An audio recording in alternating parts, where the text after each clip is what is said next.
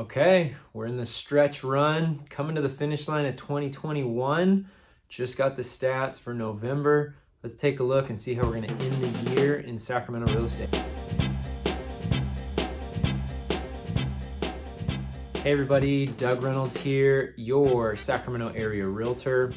This is your monthly market update for Sacramento real estate. And this is the very end of 2021, very beginning of 2022. Merry Christmas, Happy New Year. Hope everyone's doing well, having a great time, spending time with family, getting a little bit of break from work and school.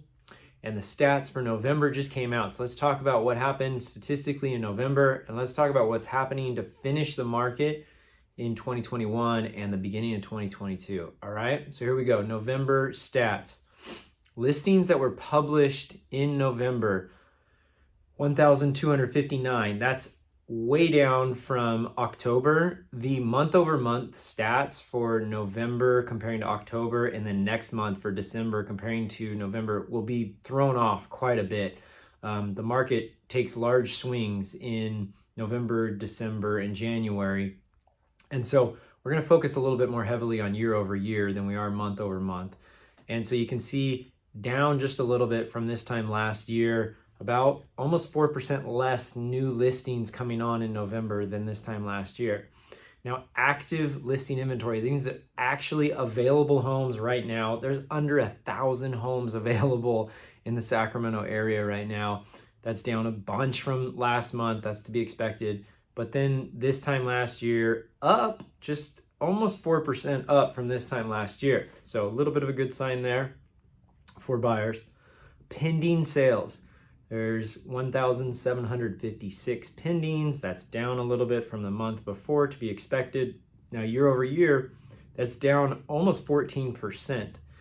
Now, two things factor into that. One, if we had more homes available, I think we would have more pendings going on. There's, even with the weather and this time of year, holidays and everything, Christmas, New Year's, Thanksgiving, all that, we still would have more sales if we had more inventory right now, but it's drastically less than this time last year. This time last year was a winter like we've never seen before. It was crazy, and the market just powered right through the whole winter. And I think we're gonna have similar to that, not quite as intense, but pretty close, okay? Let's jump down to total number of closed escrows, 1,445. Obviously that's down from the month before, that's to be expected. Comparing it to last year, down about 4%. So things are showing statistically, it looks like we're gonna have a very similar winter to what we had last year, which was very competitive for buyers. Prices were going up and up and up. Buyers were competing and sellers were thrilled. It's looking statistically, and it feels that way as well in the market, that we're gonna have a very similar winter. Not very common. Usually the winter kind of goes dormant, things slow down.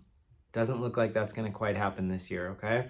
A month's worth of inventory, less than a month worth of inventory, that's very low, obviously favoring sellers in this market. And the median price has ticked up. It's up to $515,000 for the median sales price in the Sacramento area. That's up 17% since this time last year. So 17% increase in value. That is due to the supply being low and the demand being high. When you've got competition for stuff and there's not a lot of it, prices go up, okay? And that's what we've been seeing. That's what's currently going on right now as we're finishing out the year. I just listed a property in 4 days. We had 7 offers, and it's going for 10% over the list price.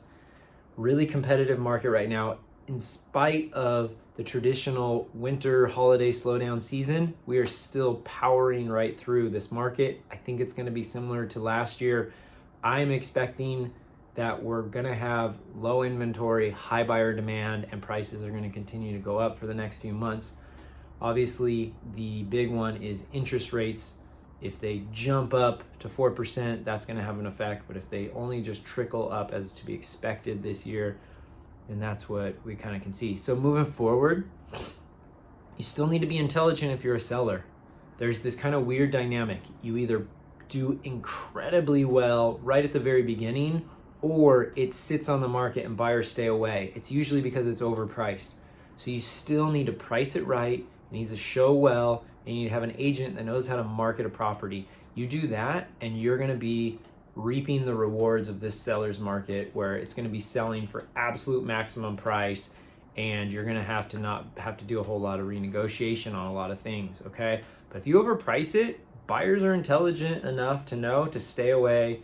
I'm not going to deal with that. It's overpriced, and it's going to sit, and you're going to chase the market down. You become stale. You don't want that as a seller, okay?